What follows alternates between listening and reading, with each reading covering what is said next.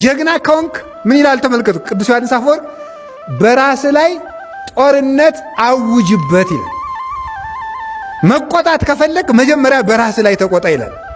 ልክስክስነትህን፣ ስግብግብነትህን፣ ክፋትህን፣ ዝርክርክነትህን፣ ዘማዊነትህን ተቆጣው።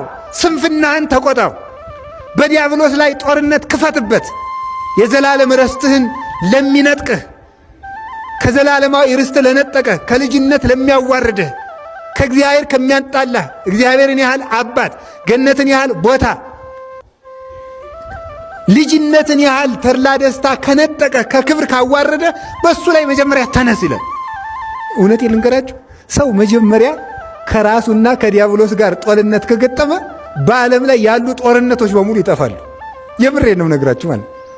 ጦርነትን በሙሉ እኮ የሚያቀጣጥሉት ራሳቸውንና ዲያብሎስን ማሸነፍ ያቃታቸው ሰዎች ናቸው።